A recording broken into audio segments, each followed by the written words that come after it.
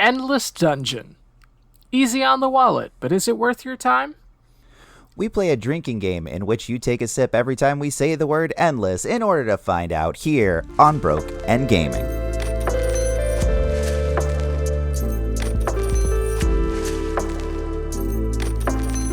Welcome, absolutely everyone, to Broke and Gaming. I am your co-host, Shea. I am your other co-host, Dan. And hey, Shea, what have you been playing recently? Well, wildly, Dan, I have actually written down the things that I've been playing. Whoa. I know, right? So the first game that I want to talk about, I think, is the Oblivion Remaster. Okay. Just because there were a couple of things that I hit since we recorded last that I really wanted to highlight. I think I mentioned this to you outside of recording, but the first kind of like long form quest that I followed in Oblivion was the Knights of the Nine quest line. Yes, I believe so, yeah. Yeah. So I got all of those pieces, and then you get the Dark Brotherhood starter, and they have like a little pop-up text box that says, hey, if you do this shit, you can't wear the Knights of the Nine armor anymore. And I was like, Right. all right, well, that'll be for a later date, I suppose, because I have spent all of my hours so far diving into that quest line. So not giving that up right this second, but yeah, I was not aware that the Knights of the Nine and the Dark Brotherhood were not compatible quest lines. It's weird in an open world game like that to be like, if you do this one thing, you're fully locked out of this other content. Right. I mean, I don't know. I mean, there's a logic to it. Yeah. There's precedent for it. They also just want you to play it more than once, which I get that too, I guess. Yeah. Don't like it, but yeah, right, exactly. I think that's what it boils down to, is that I don't like that, but I understand it. I feel like I'm most satisfied in a game like this where I can kind of do everything on one playthrough, because I'm such a side quest slut when it comes to these kind of things, which with my games will be very apparent.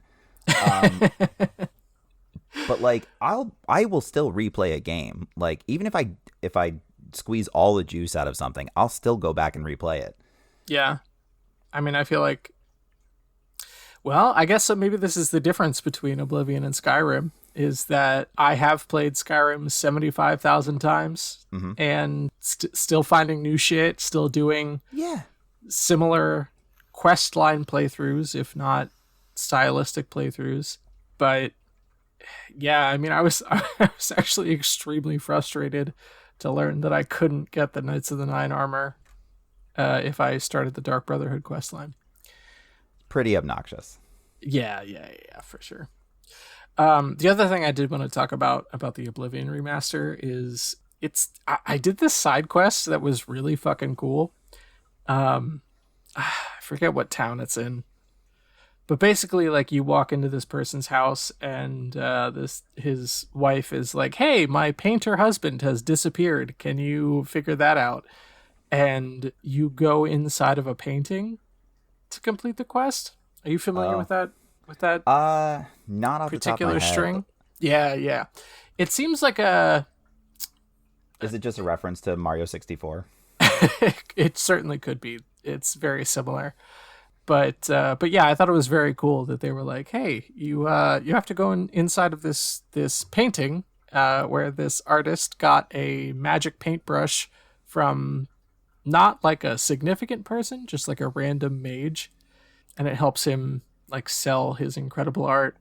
And not even like a Daedra, just a dude. Right? Yeah, exactly. It was just a guy that gave him a magic paintbrush.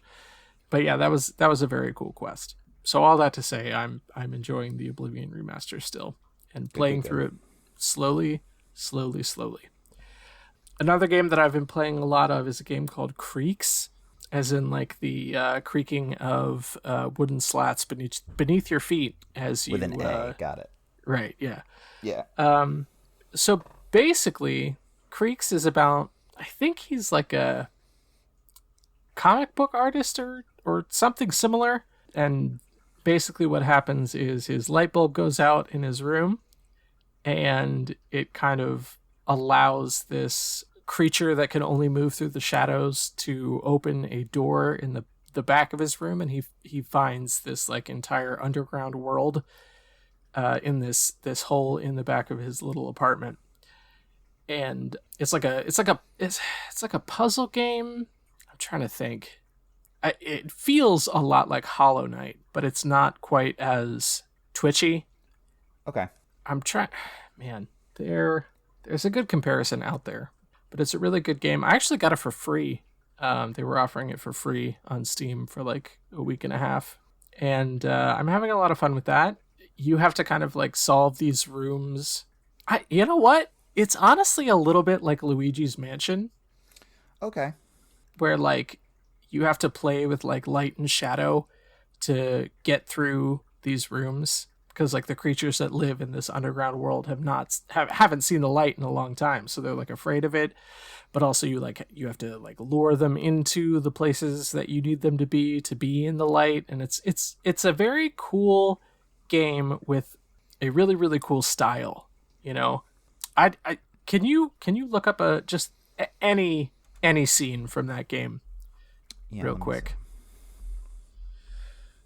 Because the art style is like kind of Tim Burton-y a little bit in like a Coraline kind of way. I've played games by this developer before.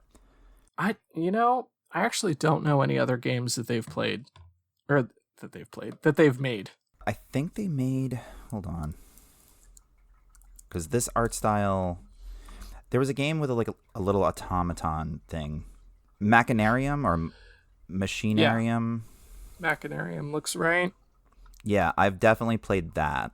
It's like a point and click puzzle thingy thing. Yeah. This is I would say, slightly more evolved version of that. I would hope so. Yeah. Yeah. I really enjoyed that design. Is Phonopolis is their upcoming game. Yeah, the one I played was released in 2009. Creaks was 2020. Yeah. Okay, so yeah, I would hope they would expand the format in over a decade. Actually, this looks to be like a very specific art style that they're carrying through, for sure. It has like a hand-drawn feel to it. Yeah, definitely. Yeah, I'll have to check this out. I did really like. I'm assuming it's Machinarium, how that would be pronounced, but yeah. But yeah, that was a fun game. I'll check this out. Yeah, no, it's very cool. But the game that I have spent the most time playing is a game called Colony Ship, which is a game that I got as part of here's 72 games that we don't want on the Steam store anymore for $12. Love it. Bundle that I got over the summer, or maybe at the beginning of the summer. I think I mentioned it briefly when I talked about Risk of Rain, but it is a game called Colony Ship. Like I said, it is again, you know me, bread and butter, party-based, turn-based RPG. Yes. Yeah, so a surprising number of puzzle elements in this game. It seems more like a tabletop than an RPG, like a video game RPG, in the sense that like they're definitely trying to get you to use like your other like non-combat skills when you play the game. But it's a game that is set in the late stages of a colony ship's like 600-year journey to a new planet. And when your character is kind of introduced, like all of these uprisings and power regime changes have happened, and the people who are descendants of the original colonizers on the ship have passed away, you are kind of caught in the middle of this like dystopian utopian society. You know what I mean? Yeah. So it's been very cool from like a storytelling angle so far, as well as a me not being prepared for what outside of combat skills I'll need angle. So that's been fun to explore. But Colony Ship, I honestly I have really loved that game so far. They have I guess there's like nothing really unique about it except for the setting, I suppose. But yeah, really, just really enjoying that game. And of course, I have been playing Knights of the Old Republic, a fucking 2003 Yeah, what the BioWare hell? game. Yeah, so I have Knights of the Old Republic on my Switch, and I still haven't beaten it because the game that I have on my Switch is the farthest I've ever gotten, and I got to the Sith Academy, and I realized that like I had the absolute wrong build to finish the game. I had spread my character too far. Like I don't know. Like I've known what like the quote unquote twist ending of that game is for fucking 20 years, right? I still, for some reason, am like, oh, I'm gonna try blasters this time, and it's like, no, the skills are literally telling you don't try blasters. Yeah. Like, you've got to be a Jedi. And I don't understand why I continue to like jack of all trades, master of none my way through that game. Yeah, You know? it's weird because like I think they just assumed people would want to go with the power fantasy of being a Jedi Right. more than they actually did. Like Yeah. they're like, you don't. Why would you want a blaster when you can just like lightsaber your way through everything? And that's coming Yeah. from someone who doesn't really give a fuck about that IP at all. Yeah. But like, yeah, I don't know. I think they just discounted the amount of like Han Solo stands there are out there. Which is wild to me because like in the game, you get basically the best gun on the first world that you're on. It's crazy that Well, anyone would want to go with blasters in that game. It's Yeah, insane. like it's almost like they're like, look, these are your training wheels. Luke was using a blaster too, like right at the Yeah. beginning. So therefore, It could still happen, right? Yeah. No, but like I don't I don't know if I'm just like stupid when it comes to these games, but like that game in particular, I should say. But I was like doing a deep dive onto all of the skills I could get from the get-go cuz like basically after the first mission you play, you get a level up, right? So I was like, maybe I'll take a look at all of the skills that I can get. And basically all of them are like, do you want to use 2 lightsabers or 1? You know? yeah. There's like 2 skills for blasters, and the rest of them are like you could increase this like skill set, or you can get better at using melee weapons. And I really don't understand how I got to like the Sith Academy, which is like I want to say like the second to last area that you play in the game. And I'm like at the very end of it where it's like, this is the boss fight. You've solved all the puzzles in this school. You did it. Yeah, right. So like I'm basically at the end of the game, but like I can't beat it because I spread too many of my skills out. I love it. So I restarted the game, and now I'm playing through with Karth again on the opening world doesn't fucking matter. Terrace, that's what it's called, Terrace. But yeah, but the guy who played Jiminy Cricket on Once Upon a Time and also one of the commandos in Star Wars Commando is the first party member that you get in that game. Unreal. Yeah. Anyway, that's a rundown of what I have been wasting time on. Dan, what have you been playing? I love that like we took a little bit of a break just because of a bunch of stuff that was going on, and just one half of what we've been playing in a bog standard style episode. 15 minutes in, baby. So I'll make this pretty quick. So I've been having my own little AAA summer, as it was. Sure. Just as a de-stressor. A couple games went free, and I've said before that the PlayStation 5 that I got came with a faulty disk drive, and there's just nothing I can do about that shit. So one of the games that I've kind of wanted to replay just for the hell of it, I haven't been able to because I have a physical copy. So Cyberpunk 2077 just went free. Yeah. At least temporarily. So I did that again with a different like starting build run. Mm-hmm. I went with a Street Kid this time. I haven't played that type before. It doesn't drastically change much of anything other than It does not, no. just like a your few dialogue choices. A few social cues. Yeah. I wanted to do that, so I played that game from front to back. I played as the FemV for the first time, which was really fun. I just like V as like they did a pretty good job writing V as a character overall. Mm-hmm. So that was nice to experience something a little bit different. Finally got to romance Judy, who is my favorite of the companion characters. A really nice way that they wrap that up at the end of the game. Which this is the first time I think I've actually completed it. I think I might have bailed before the very last mission on my last playthrough. Yeah. Partly because I really don't like Johnny Silverhands. I do not like the way that Silverhand singular. I don't like the way that Keanu played him. I think it's so fucking wooden. And so you mean like everything that Keanu has ever done? Keanu can emote, depending. That new movie that he has where he plays a guardian angel looks pretty wooden again, but yeah. He as much promo as he did for this fucking game. Real quick. Gonna need you to say that sentence again. Keanu plays a guardian angel. In fact, he's what's his fucking name? Aziz Ansari's guardian angel in a new movie. Oh boy. And then there's like a body swap component where Aziz Ansari's character trades lives with Seth Rogen's character.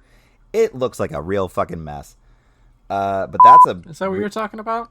Yeah, that's a real movie that exists. I'm gonna cut that so we don't fucking promote the movie at all. But, okay. Yeah.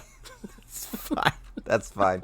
Anyway, yeah, I don't know. I don't hate Keanu, but whatever. So yeah, finally got to finish that in earnest. That is such a good game, and such a like filled in world. Like it's not. I wouldn't say it's even as expansive as like Skyrim, but like every street something's happening. You know what I mean? Pretty consistently and constantly, yeah. Like yeah.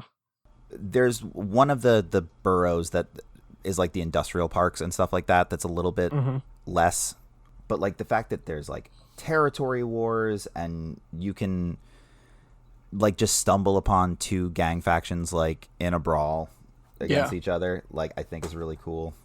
With like full dialogue and stuff. It's not even like it's just a happenstance. Like you get to watch them argue and then whatever. Like I love it. It really does feel like a lived in world. Yeah. Which is in contrast to Gotham Knights, which I have been playing maybe 10 minutes of every so often. Yeah. That world feels empty as shit. Boy, does it ever. I mean, what they did was they basically just made it an Arkham game without calling it an Arkham game because there's not, people walking around really. Like it's empty fucking streets everywhere in a major metropolitan area. Yeah. Like they said no one's out something. at 2 a.m. in New York City. What are you talking about? Right. Exactly. But yeah, so that was the first game I played. The second game I'm most of the way through and been meaning to revisit this as well, and I'm glad I waited. Ghost of Tsushima I've been playing. Yes. Because Ghost of Yotai is coming out soon. Mm-hmm. And the free version that they put up on PlayStation Network is the like complete edition, so I got to do a bunch of the DLC that I hadn't done previously. Oh, nice. There's like a whole huge side quest thing that they did on a separate island that's really, really fun. So I got to do that. I'm in the last act. I was talking about it with one of the bartenders that I do karaoke at, and he just recently like went to a con where the voice actor who plays the lead character was at, and like had him sign a mask and stuff, and was just like, hey, so when you played, did you spare your uncle or did you kill him? And the guy's like, I spared him, he's my uncle. And my friend was like, he's a bad guy, like, and got into like kind of an argument with the actor about oh my god a choice in a video game. Drew, you're a real one, man. So yeah, those are the two big ones. I'll finish talking about Ghost of Tsushima in the next episode because there's definitely more there. But we are almost, well, let's see, we're 20 some odd minutes now in. hold hold Yeah, on yeah, a yeah. sec, Dan. Go ahead. Now that we are 20 some odd minutes in, how far have you gotten? How many heroes in Ayudan Chronicles 100 Heroes have you gotten to? I haven't touched it since we recorded that episode. I got real. When I re-listened when we posted it, I'm like, oh yeah, I should probably do that, and still haven't. Did it? Yeah. Like, we knew I wasn't going to. There's so many times in this podcast where I'm like, I will update you, and then it's just like, I'm not fucking touching that shit. No. I'll get back into it at some point. That's just the cyclical nature of my video game playing. I'll give you this. I gave it about 80 minutes and didn't get any heroes. So yeah, that like up top kind of training mission takes kind of a while, and then there's a brutal boss fight at the end of it, and yeah, paced very strangely in the beginning. But ultimately, like, it's not a bad game. I just had other shit to play, like today's game, which we should probably get into. So we will start, as we always start, with our short change history.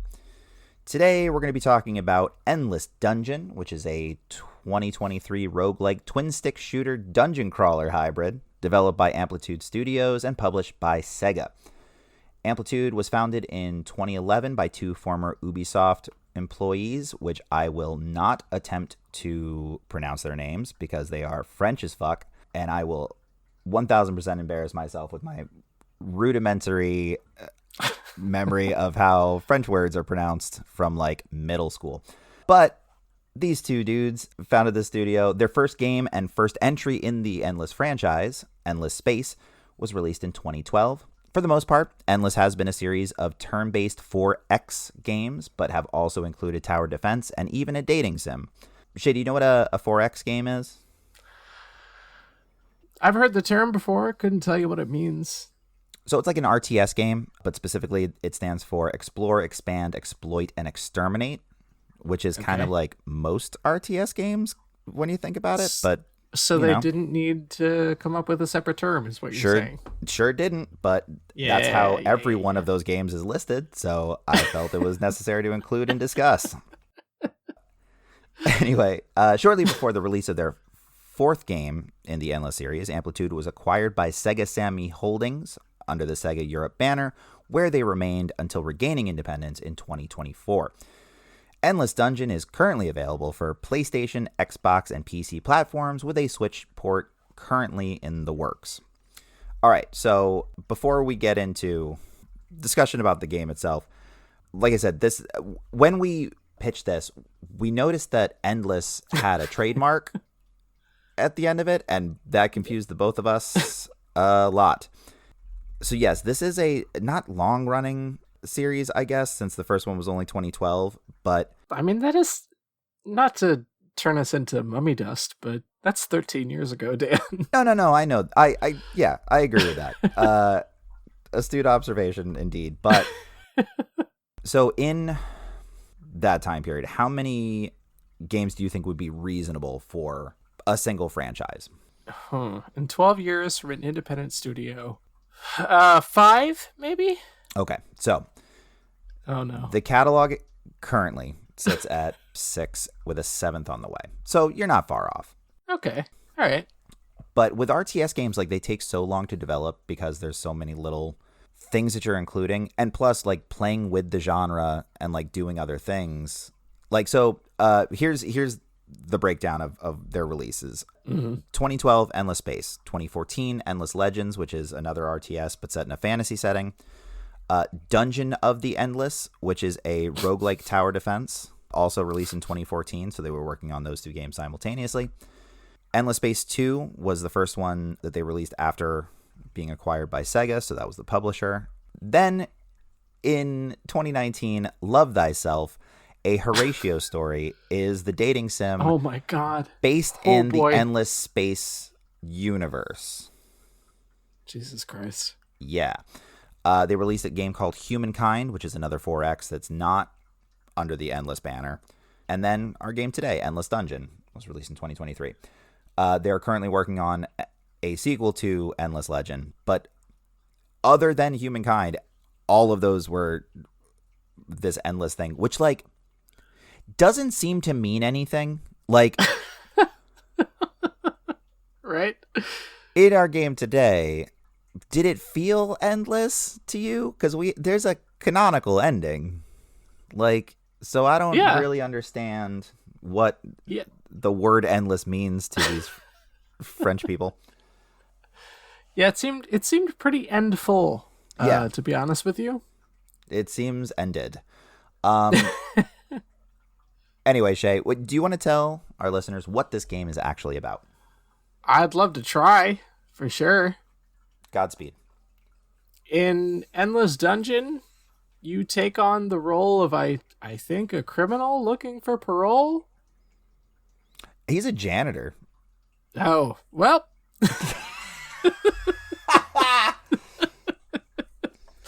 He's got that look, though. I'll give you that. Yeah, so I guess there's like a dungeon that these people are trying to clear for some kind of treasure or some shit. Okay. And you're supposed to do it a bunch of times and get better each time. And I maybe did not have that experience playing the game. Okay. It has been a minute since we played this, so that's what I will say is the fact that the story is so inconsequential that you're just like shooting wildly is kind of, I think, more on them than on you.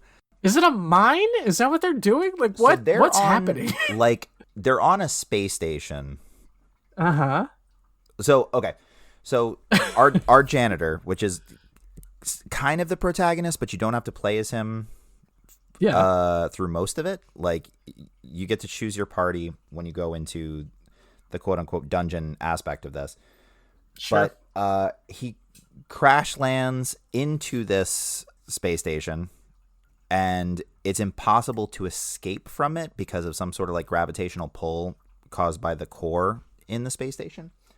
So the whole goal is to shut that core down so that the Denzians on this place can escape. There's a central hub that you go back to after dying on the space station because there's some sort of fucking MacGuffin type thing where, like, when you die, you just go right back to this bar.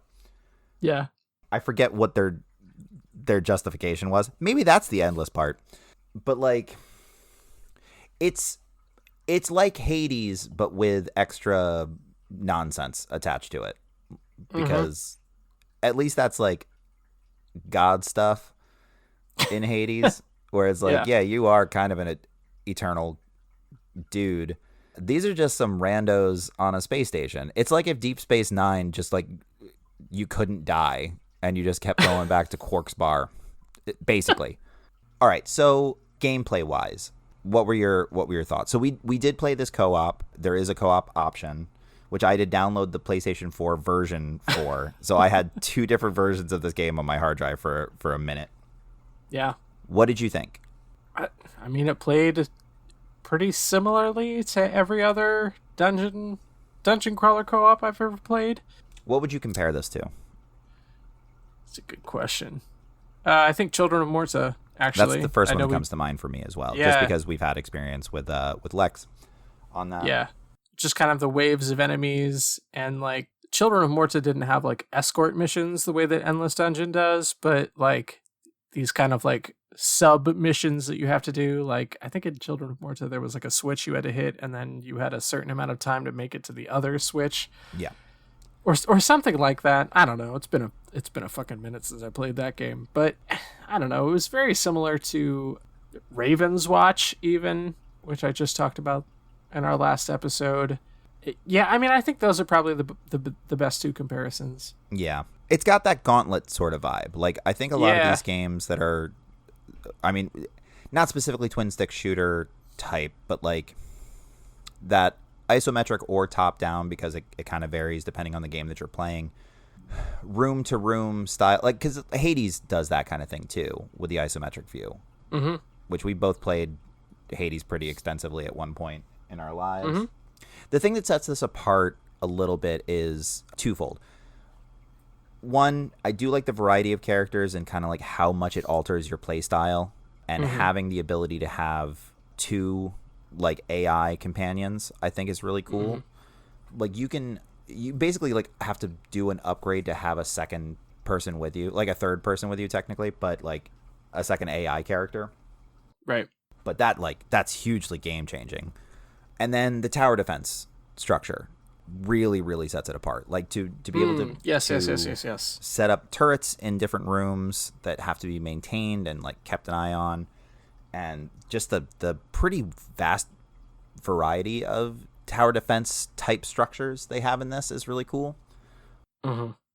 I don't think I've ever done a dungeon crawler that had that aspect to it, even like a touch of it. Like it's so unique to this experience that I really appreciated it. So this game includes 4 levels, like literal like elevator levels, with 3 starting options and then 3 different floors for each one of the levels, or kind of biomes. And you have to plan your route to get to the center core area, which is I guess like the 5th floor technically, but you just get there, like, and then a cutscene happens. Like it's not like the 4th one has your major boss fight and that's it. How, outside of when we did co-op, like how much did you experience in the different biomes? I would say about 15 minutes. I did really poorly on the first run that I did by myself and didn't pick it up again. Oh no. So. Okay. All right. So for the most part, it was just what you and I had experienced. That's fine. So depending on the biomes, there are different enemy types that you can face up against. They do the round robin elemental thing a little bit in this game. 4 different enemy types, 4 different elemental types, and then your weapons kind of correspond to those as well as your turrets. You can have up to, in most stages, 3 different types, with the last one like you deal with all 4. And like I did appreciate how drastically different the character designs were for your enemy types. Yeah. You've got bugs, robots, these weird like ghostly type things, and then I don't even know how to describe the poison things. Almost reptilian, I guess. Sure. Alien types, I would say. Maybe. Yeah, like pretty much, yeah, like just straight down the middle alien thing. Yeah. And in addition to that, like the variety of playable characters as well. You didn't unlock a ton of characters then, I imagine, also just through that 15 minutes, I suppose.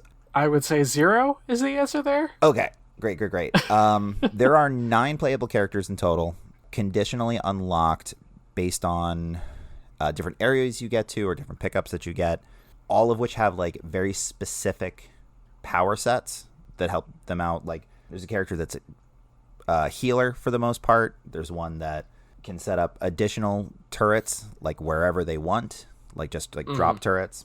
Like that one character, I guess there was a couple different characters in the Borderlands series that did that sort of deal. Yeah.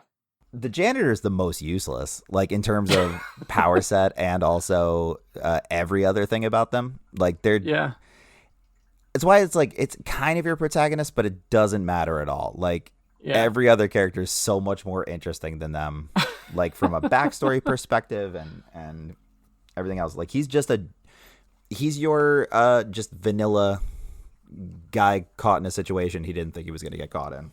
That's it. That's his whole deal. Yeah.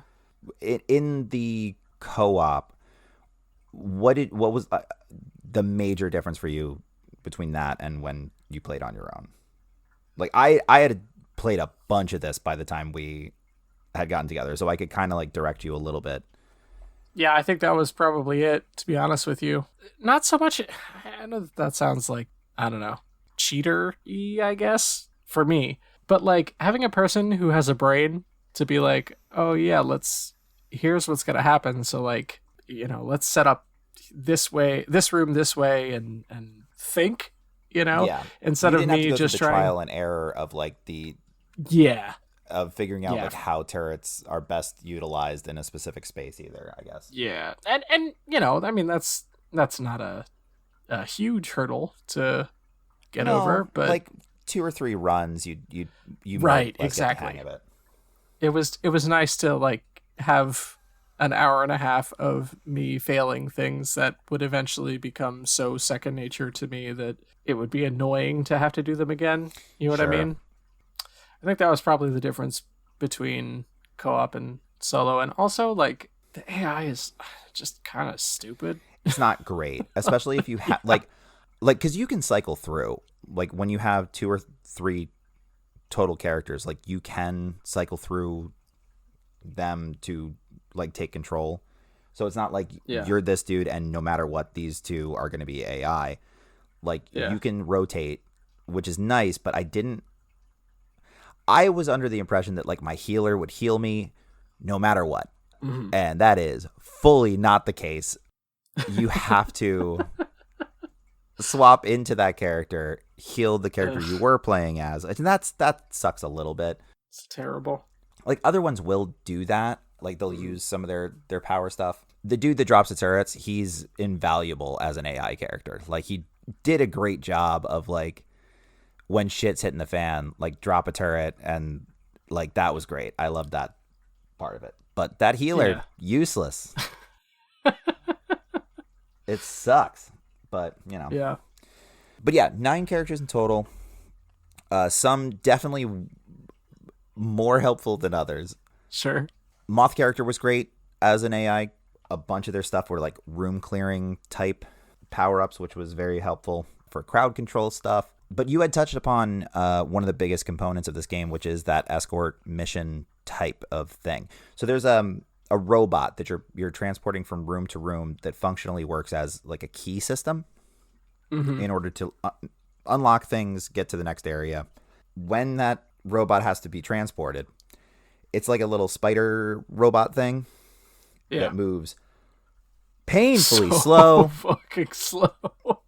And that can be upgraded like through various means, either in real time during the game by using those like crystal shard things, or there is in the central hub like a shop that you can do upgrades and perks and things like that. But fuck me, at the beginning, that thing is so painfully slow. And so while the crystal bot is mobile, it's just endless waves. There we go. We're justifying this name as we go along. Endless waves of enemies until it basically docks itself into the next area. Yeah. Which gets real stressful toward the lower floors because oh my god, A, variety of enemies, and B, they have these like blackout areas that woof. So certain rooms, like this is structurally like a roguelike. This is procedurally generated with just a network of rooms. For the layman, think of like a clue board. Like it's that kind of idea where they're just like interconnected, but like you have to unlock them. Some of those rooms, also randomly generated, will be without power. So you can't set up turrets. You can't access any of the things that are in that room because there are different like machines that you can use to buy upgrades or whatever.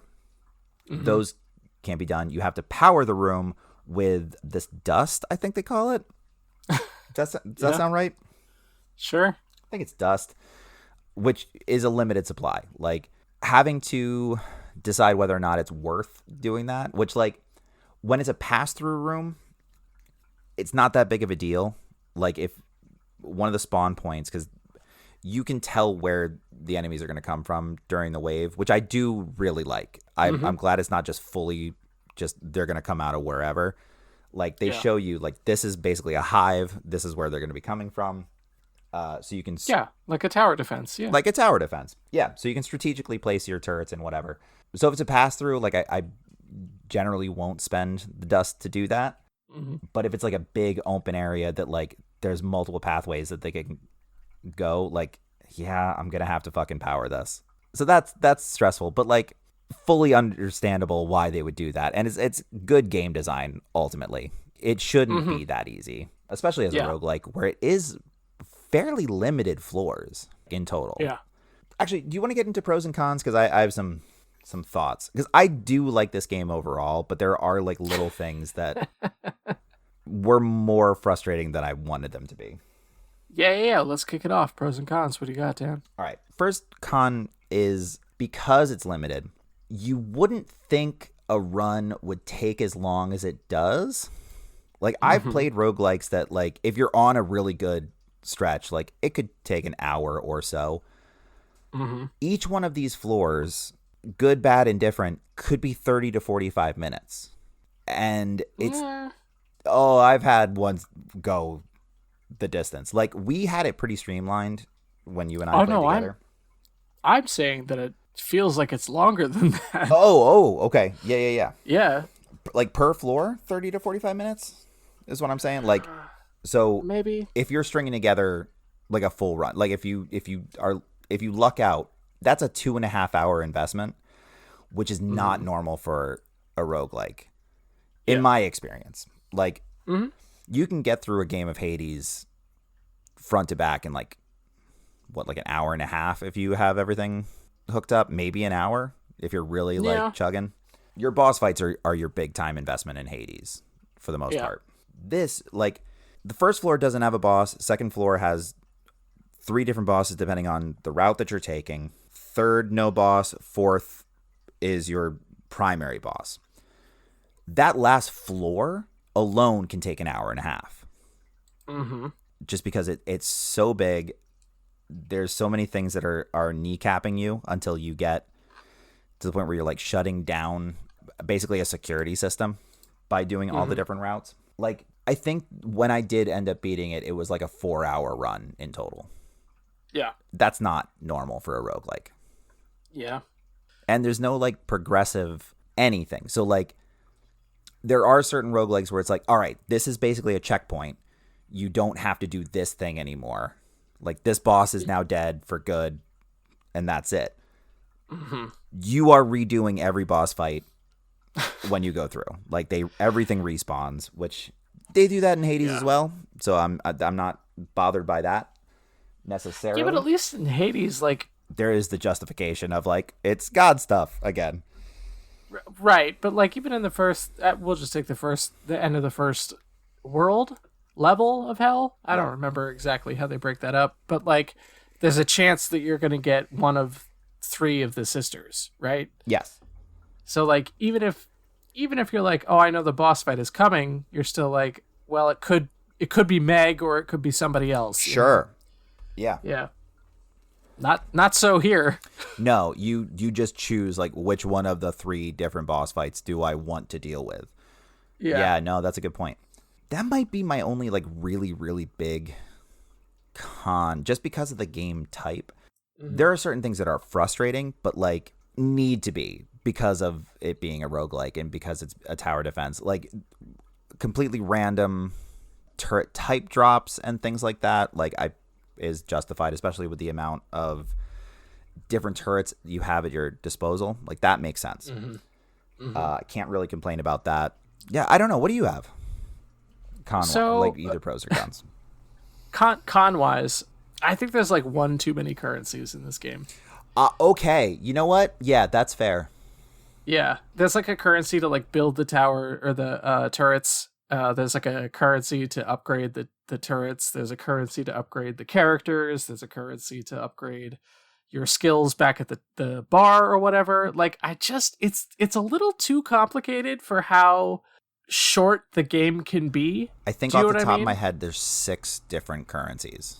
Yeah. I'm not thinking of all of them right now, but like, those are like the big 4, and like, even that's too many, you know? Because it's during a run, you have 3 different like main resources that you're dealing with, and it's food, and then you science, have like and fucking I forgot about the fucking resource generation that you have to do in the game. Yeah, which is technically like a currency because in order to build the turrets, you're spending that, and you can set up resource farms that you can set up in certain rooms.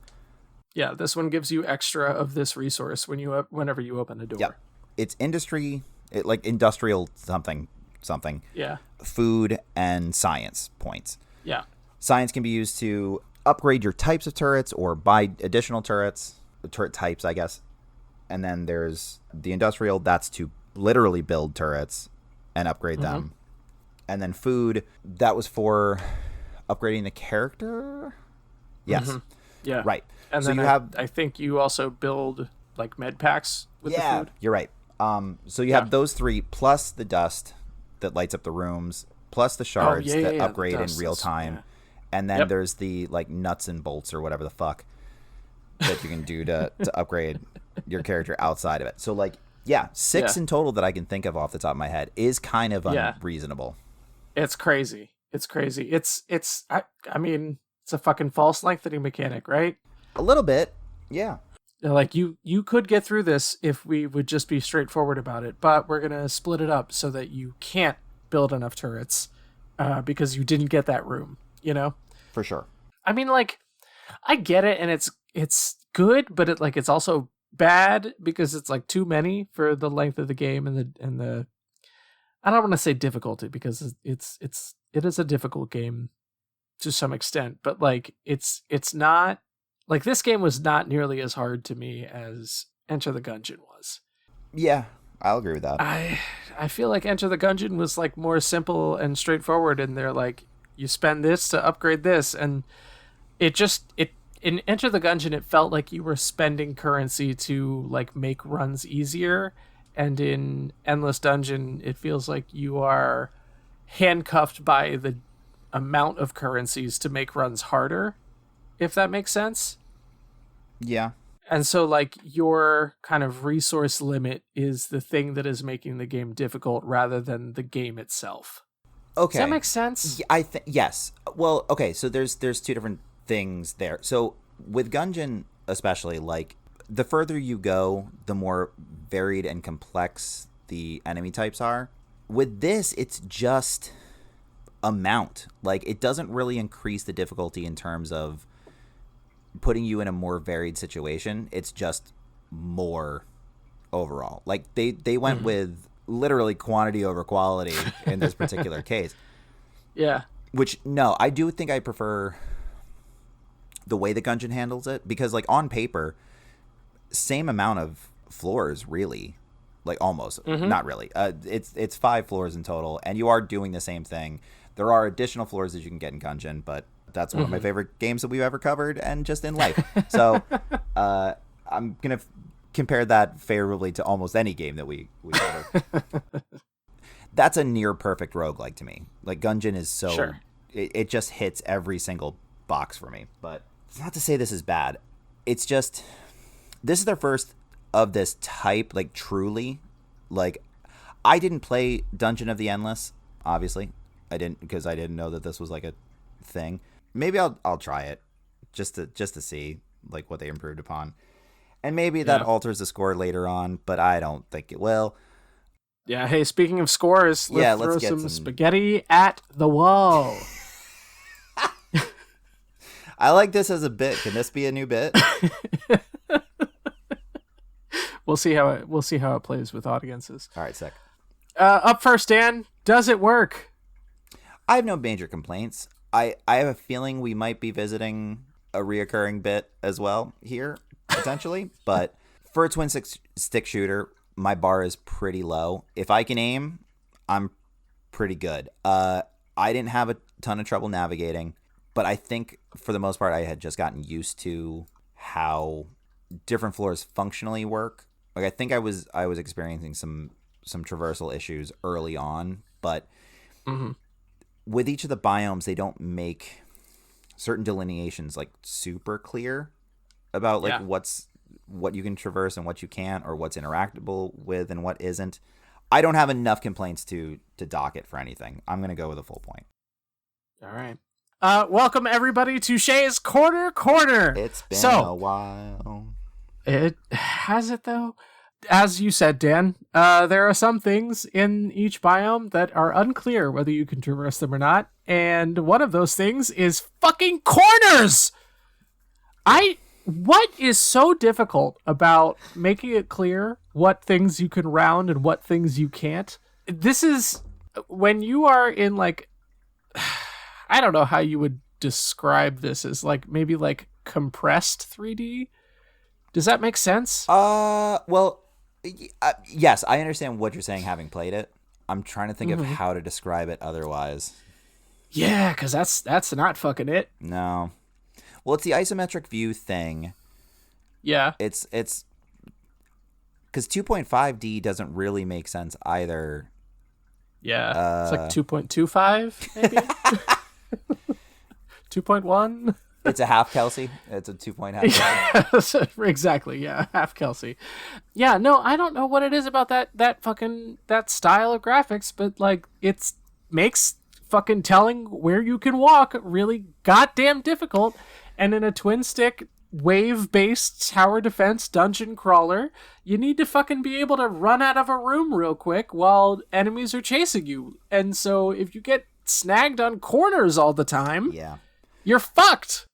One thing, so with isometric view games, I do have this issue a little bit, and it does just come from like repetition of like once you do enough runs, you kind of understand. Again, it's specific to biome as well because of the way that they structure a lot of this. A really simple fix for this, especially because like the camera and the objects work against you sometimes. Having that just very simple thing of being able to view like an outline of your character when it's obscured would help tremendously in this case. Of your character and enemies, like if you're pinned in a corner and like you're like I don't understand why I can't move. Yeah.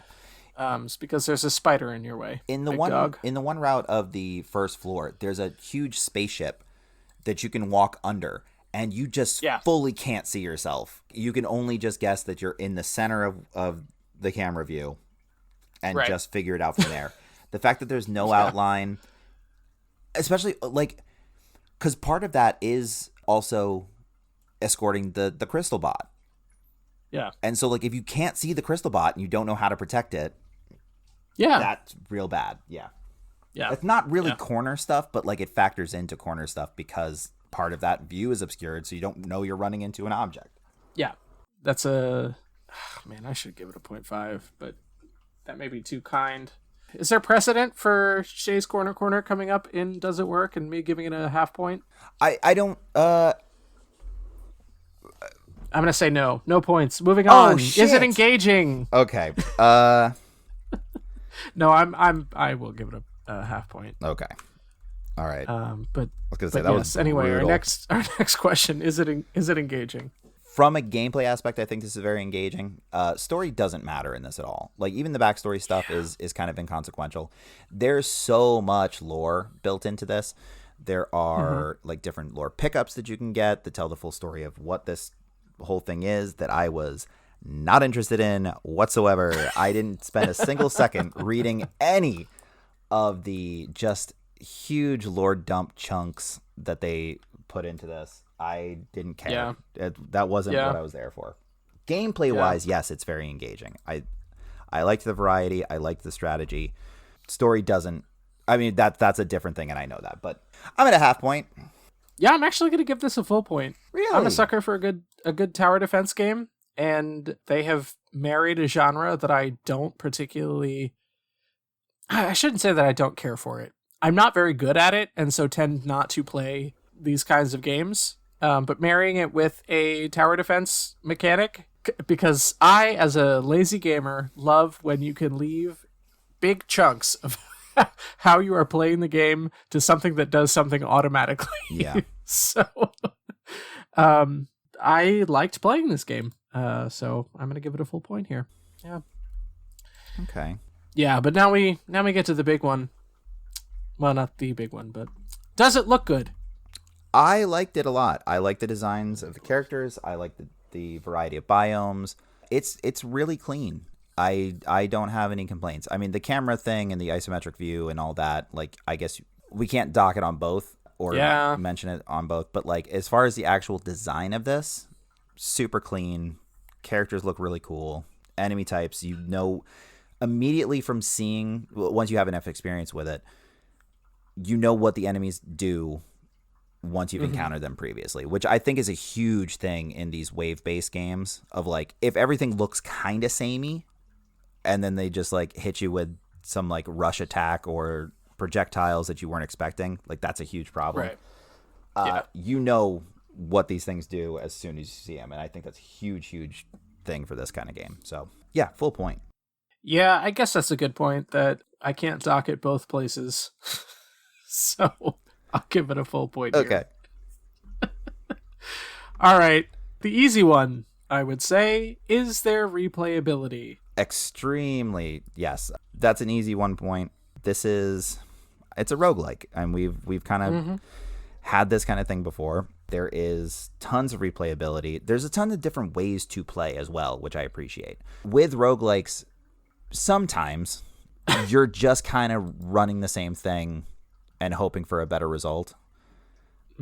Because there's a variety of characters, because there's so many varied weapon types, turret types, everything like that, plus a pathway that you're choosing, tons of different things that can go into this strategy wise. Like, yeah, this is the easiest full point I've had for a roguelike. Yeah, I don't have anything to add. I have a full point there as well. Is there a story? Probably. No, there is. It's just, like I said, it's Who cares? so It doesn't inconsequential. matter. Like, that's Doesn't matter. not what's important here. So Yeah. I'll give it a 0.5 just because they did write a shit ton. I just couldn't be bothered. So, quick question. Because you're the Skyrim person, how much of the books do you read? I think I've asked this question before. Okay, so you read through all of them. All of them, dog. Same with like Fallout. Like you read all the computer entries and things like that. Do you know what's wild? Not for Fallout. That's funny. Couldn't give a shit. Oh, I love that. Okay. I don't know why. There's like not a conscious thought that's like, it's Fallout. Couldn't care less. But for Fallout, I'm like, I can't be bothered. I like that for it's Skyrim, conditional. I'm like, for Skyrim, I'm like, yeah, I got to find out exactly why this guy was looking at a mine that doesn't even exist in this game. Yeah. Yeah, I don't know why. but I read every book for Skyrim. I do feel like, depending on the world, I am more engaged and more interested in like lore stuff like that. For this, nah, didn't give a shit. I don't care. Yeah. You didn't do enough with these characters to, or like even the setting itself to make me go like, what's the mystery behind this? I don't care. Well, I think maybe they kind of shot themselves in the foot by making the fucking janitor. I don't even want to say main character. Vanilla soft serve as your primary protagonist. Yeah. Right. Yeah. Yeah. Like try this one for starters kind of a thing, where it's like, okay, but like your setting doesn't have anything to do with the janitor. Yeah, for sure. You know? So like I'm already like checked out at that point, you know? Yeah. Did I give my score for story? It's a 0 if I did. Oh, okay. If I didn't. Harsh, but I get it. I understand your half point there, and I appreciate it, but I think I'm going to split the difference on that one and go for the below.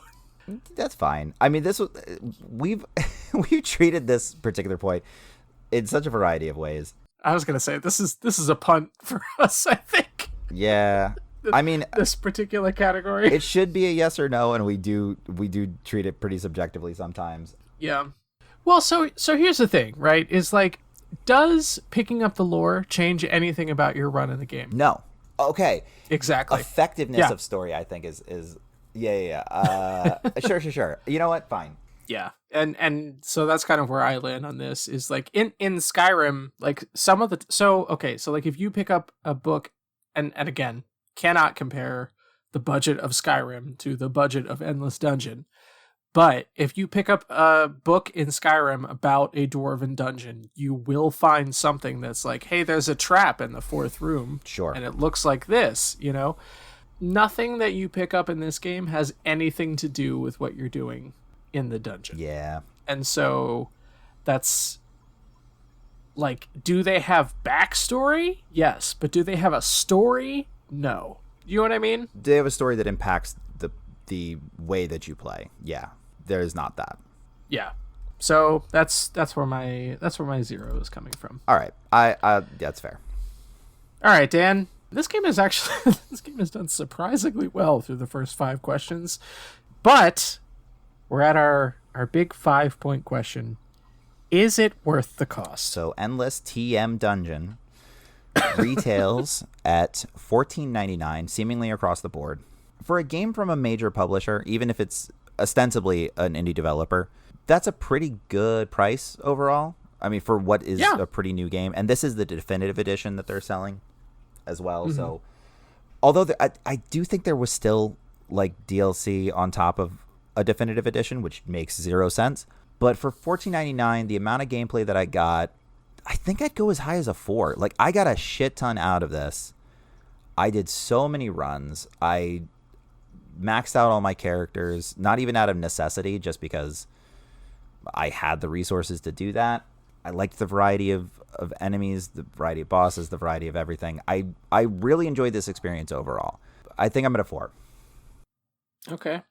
Looking back through the scores, I'm seeing that we don't do half scores for this this particular question. No.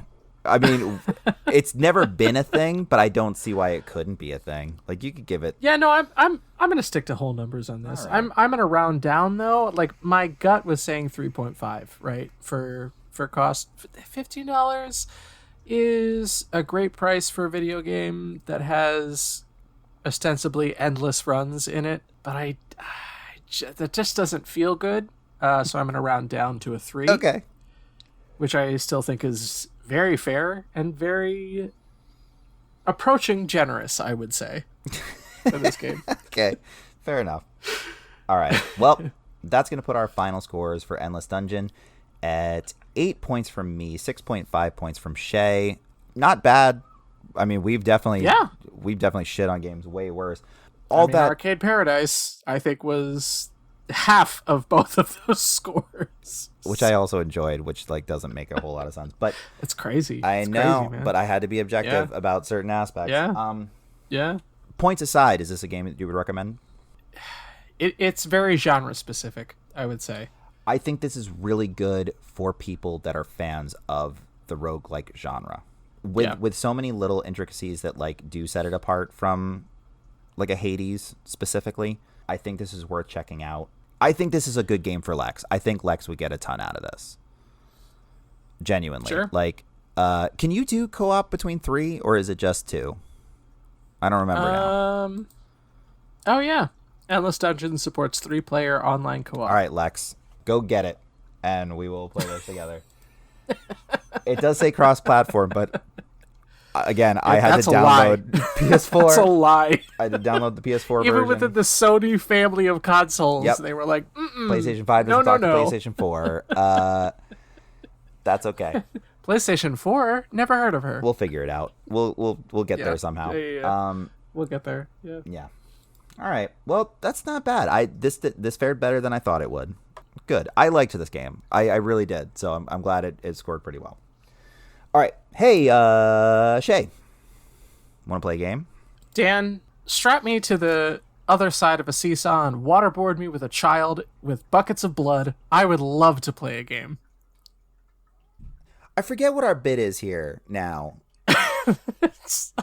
I think last time I just said yes, please. Okay, yeah, I thought we had banned. But I've dived back into saw traps because we had we had the virtually analog. This is the last saw trap. Okay, great. From this is the last saw trap from possibly the greatest, third best Saw movie, Saw X. Yeah. Okay. Right on. Yeah. Did you watch it? I haven't watched the Saw. Have you watched any of the Saw movies? I haven't watched the Saw since. Is that part of the bit? Since the third one, I want to say. Yeah. I'm not sure. We don't have to get into it. It's not a big deal. As I mentioned in the short change, Amplitude tried a couple different genres with this IP, and it got me thinking. Oh no. I like when a developer or a creator takes a big swing. And some of our favorite video game characters have really been put through their paces and flung into the far reaches of what their original intent was. So today what I've done is I've compiled a list of 5 of the most iconic video game characters in history. And this is going to be multiple choice. I'm going to list 4 different genre types, and you're going to tell me which genre this character has not yet appeared in. I'm going to specify yet because anything could happen. Probably coming. Yeah. I mean, with our first one, like, he's done just about everything. So, and Mario, huh? Yeah, of course. Grand Poobah of genre breaking. So yeah, 5 different characters. I have a bonus question at the end just because I found something interesting that I want to talk about, which is how a lot of these end up going. But it's related enough that it's a Captain Falcon dating sim. Nah, right? man. I don't know what you're talking about. All right. So real simple, multiple choice. I don't have this in any specific sort of order. So what I'll do, I'm going to start with Mario, but I'll list all 5 characters and we'll do them in whatever order you want them to be in. That way it's still random. You can't track letters or anything like that. So we'll start with Mario just because it is, without question, the most iconic video game character in history. So has Mario not yet appeared in a tactical strategy, a farming sim, a rhythm game, or a first-person shooter? I feel like it's a first-person shooter. Okay. I know he was in a third-person shooter with what is that? The game where he wears the water pack. Oh yeah, I guess that could be classified as a third-person shooter. Yeah, Sunshine. Yeah. Super Mario Sunshine. Yeah. I think that's fair. I mean, it's like platforming with a third-person shooter type vibe. Yeah, that's fair. I wouldn't have ever thought to classify it that way, but that makes all the sense in the world. Oh, see, okay, so I also wouldn't classify that game as a third-person shooter, but for purposes of this quiz, to avoid getting tripped up, I am saying that he's been in a third-person shooter, so that when the answer is inevitably not first-person shooter, I don't feel so stupid. Okay, fair enough. All right. Well, it is actually incorrect. Mario has never been in a farming sim. When was he? Okay. If you get me on a fucking Valorant skin or something like that, I'm leaving the show. I should specify. These are officially licensed first-party games. This isn't like fan creations or like you said, skins or anything like that. Like, these are mainline games or spin-off games, I guess, technically. No, there is a first-person shooter Mario game called Yoshi Safari. It uses the Super NES Super Scope light gun thing, which looks like a child's bazooka.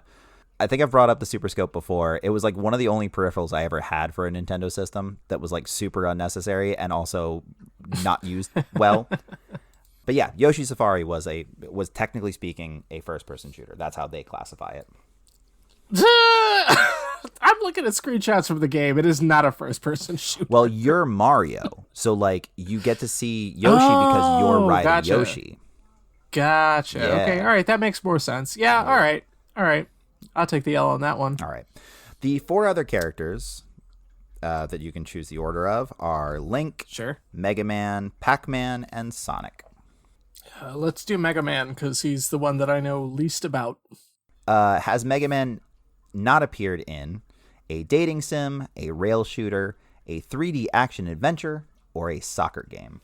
Oh boy. I'm gonna say dating sim. I feel like it's inevitable that he was in like Super Mario Strikers or something as a DLC character. So again, these are mainline. I do want to specify these are mainline. Oh sure, okay. So I'm not even including guest appearances in another franchise. So like, you are right. I'm gonna tell you right now so that you don't second guess it. But okay. What's funny is Capcom did actually tease on April 1st of some year that they were going to be making a dating sim for Dating Robot Masters. Ugh. Yeah. But it wasn't real. Isn't he a child? Well, that's why you're dating the robot, the enemy characters. Like, that was the conceit of the post that they made. I don't know who you play as. I don't know if you're like you trying to date Cutman and whatever the fuck. But like, that was a thing that they joked about. But yes, there are rail shooters, 3D action adventures, and a soccer game that I rented from Blockbuster a bunch. It was really fun. That's a sentence. It was really good. It has one of the worst box arts I've ever seen. But Mega Man notoriously has terrible box art. Oh, woof. Yeah. It's rough. Jesus Christ. Not on the level of like Mega Man 2, where it was just like a fat man in a leotard. All right, so that's 1 point. All right, let's do Pac-Man next. Sure. All right, has Pac-Man not appeared in a turn-based RPG, a puzzle shooter, think like Bubble Bobble, 2D side-scrolling point-and-click adventure, or an endless runner? God damn. I know literally nothing about Pac-Man. Okay. As I'm thinking about these 4 options in front of me. As you might have guessed, most of the Pac-Man games are Pac-Man games. Like the regular top-down maze thing, eat the dots, avoid the ghosts. That is for the most part. However, I do want to note, just because I found it interesting, they just did like a weird gritty update thing for Pac-Man where you're a swordsman going through mazes. I don't know why that exists, but it is. They say it's Pac-Man. It's made by Namco Bandai. It's dangerous to go alone. Boy. Oh, man.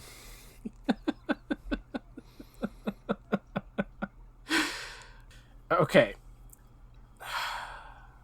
Am I right about the 2 that I've eliminated? Can you say? I don't think that's how this game works, Shay. Well, there's a very specific way that I want to ask for my hint here. I mean, I didn't mention any hints, but I guess we'll no, that's fine. I'm happy to give you hints about that. They're always on the table. It's specifically been in recorded media. Canon. Yeah, no. He's been in a puzzle shooter and an endless runner. They're both. I think you can get the endless runner for consoles, but like, as far as I'm aware, the puzzle shooter is maybe only mobile. But yeah, that sounds right. To make an endless runner for a console seems fucking stupid, but like, I think they did that. Right? That's insane. Okay. So, the hint that I would like to ask for is, of the 2 genres that remain, one of them is the correct answer. Yeah. And one of them is a real game. Yes. Can you give me the year that the real game came out? Oh, yeah. I like that. Okay. I don't know how that'll help you, but I love it. And I'm happy to do that. I just have to Google it quick. 1994. Oh my god. All right, and this is such a stupid follow-up to that, but can you tell me what the 2 genres were again? Yeah. Turn-based RPG, 2D point-and-click adventure. Okay, I'm going to go with, I don't think he has been in a turn-based RPG. That is correct. Yeah. There has never been a Pac-Man RPG, at least not real. I think they've done... I think they've played with things that are conceptually close, but never like a full-on turn-based RPG. Sure. I need you to, real quick, because this is one of the wildest left turns in video game history. Google Pac-Man 2, The New Adventures. This is the actual official sequel of the Pac-Man franchise. We went from, again, top-down maze thing to this. What in the fuck? Correct. So, for the listener, especially our younger audience, Sorry. everybody knows what Pac-Man is. Why would the actual sequel to Pac-Man be a game that could have just been a side-scroller, because that was, you know, popular at the time, like just making a platformer? Yeah. You don't get to control Pac-Man. You have to direct Pac-Man using point-and-click shit. Yeah, that's fucking wild. It is insane that this exists. Oh my god. That's crazy. I played it. I played it as a child, and I couldn't understand why anything was anything. Like, to get him to move further in the level, you have to like get a dog to chase him and shit. Like, it's very it functionally is like a point and click, except for the fact that he's like always moving around. Like, it's not like you click a thing and then he walks to that thing. You have to make things in the environment happen to like just push him along the path. It's fucking insane. That is crazy. Yeah. How did this franchise survive? Well, they just went back to being Pac-Man, which is what they should have done in the first place. The variations on just the actual Pac-Man format is bananas. All right, so that's 2 points so far. We got Link and Sonic left. Let's do Link. Okay. Has Link not appeared in a light gun type shooter, a Picross puzzle game, a crowd control hack and slash, or a roguelike dungeon crawler? I also didn't double up on genres here at all. Like, I have 20 different genres. That's fascinating. I'm very proud of myself. What was the second option there? What was Picross. Picross? Yes, what is Picross that? is so it's like a grid with numbers on it where it's like 3, 4, 3, and so in this 12 by 12 grid that like that row will have a block of 3, a block of 4, a block of 3, and then top down it'll be the same thing in columns of like whatever, and you basically create a picture by filling in squares. I mean, light gun type shooter feels like the right one. Yeah, I'm gonna go with that one. Okay. That does exist. That is Link's crossbow training for the No, Wii. Stop it. Stop. That doesn't fucking count. It's a Get out of mainline here. Zelda game. No, it's not. Sure is. It's a fucking cash grab by Nintendo to sell the Wii. Oh, I'd say it's a tech demo at best, but it doesn't matter because it's still a mainline. It was like done as a companion piece to Twilight Princess, I want to say. As well as Picross Puzzle. A fucking grossly underrated game, by the way. Oh, for sure. Twilight Princess is really good. But that's also why they had a shit ton of spin-offs for that one, because the Picross Puzzle game is also, technically speaking, a spin-off of Twilight Princess, where Midna is just like, hey, we're going to do some Picross puzzles, Link. Obviously, crowd control hack and slash. I will say... Go ahead. I'm on the Wikipedia article for The Legend of Zelda, and the main series release timeline does not include a game called Link's Crossbow Training. Look under spin-offs. That's not a mainline game! Is it under the Zelda banner? Well, now we're talking about different things now. Do you play as Link? Is it made by Nintendo? Is it first party? Okay, so Crypt of the Necrodancer is an officially licensed crossover of Zelda, but would you say that that's a mainline Zelda game? Crossover, but not a spin-off. It's just a reskin of a game that already exists.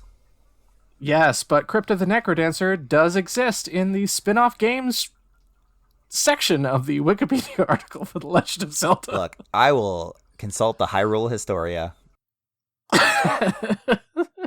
Oh, I'm sorry. Cadence of Hyrule is the thing. Developed and published by Nintendo for the Wii console. It is. This is some bullshit. Look. I mean, I guess I'll take the L on this one because it's your quiz and your research, but Your Honor, I have objections. All right. Well, maybe we'll amend it. Let's see how we do on the last two questions. Look, I'm not totaling these anymore. So like this hardly matters. This is for funsies. Couldn't fucking matter less. Nope. Yeah. All right. So that just leaves us with Sonic. Has Sonic not appeared in a 3D fighting game, an auto racing game, a point and click murder mystery, or a side-scrolling beat 'em up? It's got to be the point and click murder mystery. He's definitely been in a racing game. He's definitely been in a side-scrolling beat 'em up. What was the first one? 3D fighting game. 3D fighting game. Definitely been in that. Yeah, I'm gonna go with point and click murder mystery. Shay, do me a favor. I hope Google. I hope that's the wrong answer. To be clear, Shay, I hope that that's the wrong do answer. me a favor and Google the murder of Sonic the Hedgehog. Well, he doesn't really appear in that game, does he? Because he's dead, huh? Nah, they're just trying to decide whether or not he... Jesus Christ! It's Amy Rose's birthday. Jesus Christ! Sonic has... She's hosting a murder mystery party on the Mirage Express. When Sonic the Hedgehog becomes the game's victim, everyone is off to get to the bottom of things. However, something feels a bit off. Is this really an innocent game, or is it something more sinister afoot? Are you fucking kidding me? Welcome to the actual inspiration for this quiz, because as soon as I found this out, I knew exactly what I needed to do. Sonic has never appeared in a side-scrolling beat-em-up. That's shockingly. That cannot be true. There is concept art be true. for a fan, from a fan of a, like, basically a Turtles, like Teenage Mutant Ninja Turtles style side-scrolling beat-em-up. Not real. Doesn't exist. That with all the wild swings that they've taken with the Sonic franchise, this seems like it would make the most sense. He's done RPGs, he's done card battlers. There's a party game coming out. There's another card battler coming out like within this year. Never a side-scrolling beat 'em up. Feels like it would make sense. That's insane. Yeah. So we'll retroactively give you the point for Link just because I don't care. All right, so I have a bonus question just because I found some real dumb shit out. So you're familiar with the Carmen Sandiego franchise, I imagine, as a I'm aware of it. American-born child who grew up in an era. Okay. Yeah. So that's a wild franchise in of itself. There are so many different varieties of Sandiego games. Which of these is not real? Is it Where in Space is Carmen Sandiego? Where in the World is Carmen Sandiego's Luggage? Where in the Pacific Islands is Carmen Sandiego? Where in North Dakota is Carmen Sandiego? Where in North Dakota feels too specific to not be real. Oh, man. I'm going to say Luggage. Okay. All right. So first of all, you are correct in that. No. You're wrong on the full answer. No, I got the question wrong. Yeah. North Dakota was too specific. Yeah. No, Not only is it so one. specific, it's the only, as far as I could tell, state that they've ever done. They said not enough people know that there's nothing to see here. What's more wild than that is it is the fourth game in the canonical series. It's Where in the World, Where in the US, Where in Europe, Where in North Dakota. It makes so little sense that was so dialed in. I don't fucking understand why that's a thing. It is the fourth actual Carmen Sandiego game. Isn't North Dakota where the president's heads are? Yeah, that's what they call those. I'm drawing a blank of what the real name is. Yeah. No, it's that. You got it. The president's head? Yeah. President's head mountain. Help me out here. Mount Rushmore? What is the name? Mount Rushmore. Yeah, Jesus Christ. I don't know why that was not coming to me, but is North Dakota where Mount Rushmore is? You'd think I'd know that. I mean, I knew what it was called. That, right? I got that. No, that's South Dakota. Oh, no, South Dakota. Jesus. So okay. Here's what I know about this. Yeah. It is a history and geography based educational game for the Apple II. Sure. The credited writers for this game is the North Dakota Database Committee. Okay, well. I don't understand. Like, it's the most hyper-specific fucking thing I can conceive of for this genre. My assumption is that video game licensing worked much differently In back then. 1989? Yeah, probably. Yeah. 1989. Oh my god, I'm turning to dust. Apple II, baby. All right. So Pacific Islands is the correct answer on this particular case. The Where in the World is Carmen Sandiego's Luggage was a game developed that ended up being like a tool for airlines. Malware to get into your computer? Your Apple II, perchance? Yeah, that's fair. So Where in the World in Carmen Sandiego's Luggage is a game based on the game show and video games that was used as a part of a classroom-based customer service training course at Scandinavian Airways. Wow. Yeah, but it's real and you can play it. It's real. We're really pushing the boundaries on what a mainline game is. Officially licensed. Like, I don't know what to tell you. It's fucking crazy. Where in Space, obviously that one's real. Yeah, Pacific Islands was just the first thing that came to mind when I was writing my red herrings. Although, I think that'd be a very fun entry. And if you're going to go with North Dakota, why not the fucking Pacific Islands? Yeah, I mean, have it be a fucking tie-in to Yakuza Pirates of Hawaii or whatever why not? Called. All right, so that's going to be 3 points added to the big board. The big, invisible, imaginary not real board anymore. Yeah. I don't know. I had a lot of fun with this one. It's not anything I could do again because who gives a fuck about... there's nobody else that's iconic enough that would cross genres as much as these 5. Like, even Pac-Man was kind of pushing it. Like, I went with iOS stuff. I just felt like I needed a 5th.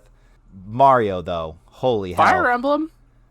Fire Emblem? Yeah, probably. Is there 4 different genres that they've fucked around in?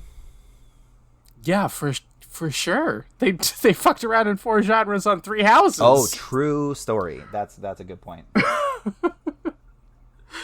Yeah. Anyway, sorry. No, it's good.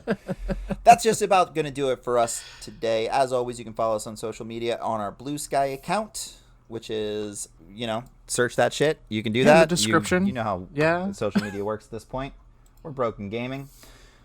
We're going to post sales that you should be aware of that we call cheap codes, as well as custom artwork for every one of these type of episodes. If you'd like to share the show, you can do so with our hosting site, which is anchor.fm/bngpod. You can also follow us on Twitch, where I just streamed the weekend before this recording another little run-through of Skyrim, where I got thrown off of a mountain. I didn't get thrown off, actually. I just accidentally jumped with my horse and died by being flung from a mountain. Hell yeah. But yeah, you can do so at twitch.tv/BNG podcast. And if you'd like to catch those streams in perpetuity, as well as catch all of our episodes the same day they come out, you can do so over on our YouTube, which is youtube.com/@brokengamingpodcast. And as always, if you would like to email us any sort of game suggestions, notes about whether or not I should have given Shea that extra point for the Link one, like, weigh in. Is crossbow training a true Zelda game or not? Or, anything else you want to tell us, you can do so at our email, which is brokeendgamingpod@gmail.com. Before we sign off, I just want to, just on a personal note, thank you to everybody who's reached out with support. I've had a real rough couple months. The people that listen to this show or friends or things like that have offered support or just words of encouragement, I really appreciate it. So thank you so much. And until next time, goodbye, absolutely everyone. Goodbye.